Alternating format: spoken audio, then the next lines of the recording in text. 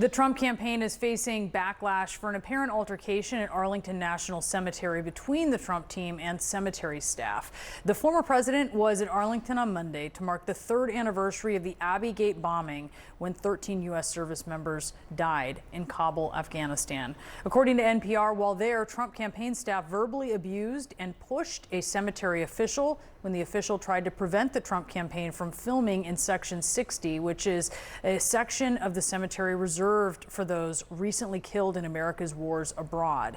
Arlington National Cemetery confirmed the incident, telling CNN, quote, "Federal law prohibits political campaign or election-related activities within Army, national, military cemeteries to include photographers, content creators, or any other persons attending for purposes or in direct support of a partisan political candidate's campaign."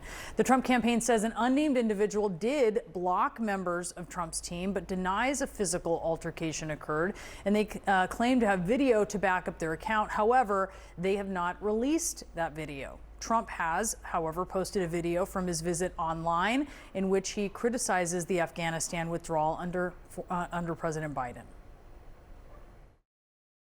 We didn't lose one person in 18 months. And then they took over that disaster, the leaving of Afghanistan. Joining me now is retired Army General and former NATO Supreme Allied Commander Wesley Clark. Sir, I just wonder what you make of this news and of this alleged altercation. Well, I think it's totally inappropriate that Donald Trump has used that part of Arlington Cemetery that way for a partisan political purpose. But it's deeper than that. First of all, we know that in private, he doesn't respect service. He doesn't respect sacrifice. He's never done it for anybody. And so this was a stunt. And it's particularly distasteful for those of us who've lost friends in these conflicts to see this kind of manipulation on Arlington National Cemetery.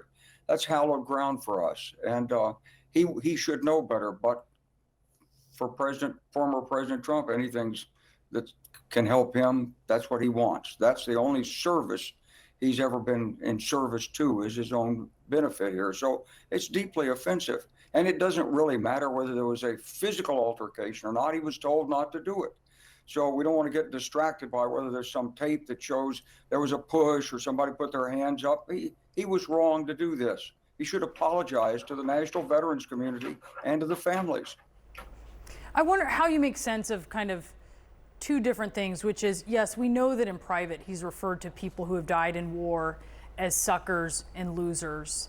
And that's really just the beginning of a long list of things. He didn't want to be pictured with veterans who were wounded.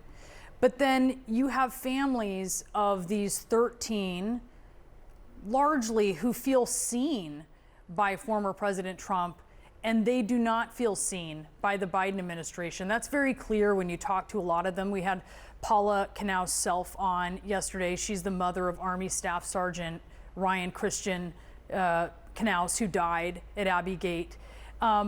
And then on the other hand, you have this sacred space, right, where so many service members are buried beyond these 13, and there are rules so that their memory is not a political tool. How do you make sense of these competing interests?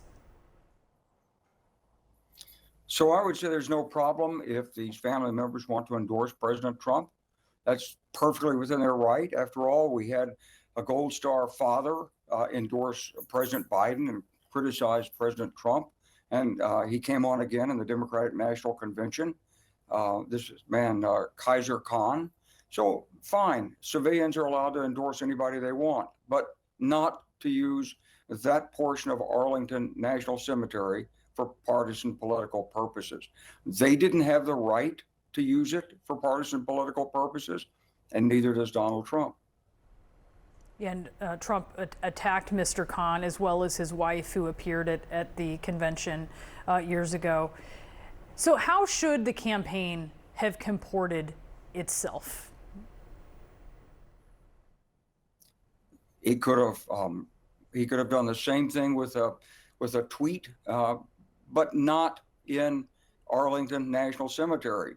If he wants to attack President Biden, if he wants to attack the Afghan withdrawal, remember, he's the one who set it up. He's the one who ordered the negotiation. He's the one who ordered the release of 5,000 Taliban. He's the one who said to our military, we can't accompany the Afghans on combat missions so that we didn't get the correct information. So he has significant responsibility for the outcome of this. He's not blameless on this, but if he wants to use it in politics, that's his right, but not at Arlington National Cemetery. Yeah, certainly there's a lot of blame and many critics of Biden's as well when it comes to the withdrawal. But I do wonder, sort of just broadly, if you can speak to this. This really comes down to the politicization of the military. Specifically in this case, we're talking about those who paid the ultimate sacrifice. What do you wish people would understand about why that matters so much? This country has been formed and sustained by the sacrifices of men and women in uniform. And for years, there was conscription, there was a draft, and every American had an obligation to serve. Since the 1970s, that's not the case. These men and women who've died since are people who volunteered. Every American should feel, in my view, an obligation to serve the country. Most don't. But they certainly, those sacrifices certainly shouldn't be politicized, and by either side. You know, there's been a long effort after the Vietnam War by the Republican Party to take over and get support from the military. And the Democrats were the ones trying to cut the military budget. But Donald Trump hasn't been particularly kind to the military. And if you talk to any of the senior officers who served anywhere near Donald Trump, they don't want him in office again. And if you talk to the people on the National Security Council staff, they'll tell you not only is he sort of bumbling and incoherent at times, but he's a security risk. Look at the secret documents he took. You know, those of us who served in military, we all had our security clearances. We all did everything to protect the country. And part of that was protecting the secret intelligence. And Donald Trump stole it. And now we've got a court case on it. So I think if you look at the big picture, you have to see what's happened here. The military shouldn't be in the political limelight. We're going to serve whoever the elected president is, and we're going to obey all legal orders in support of the Constitution. It's about, you know, protecting and defending the Constitution. But he's the commander in chief, whoever he or she is. So we're going to keep the military, especially those in uniform, out of the political business. General Wesley Clark, thank you so much for being with us. We appreciate it. Thank you, Brianna.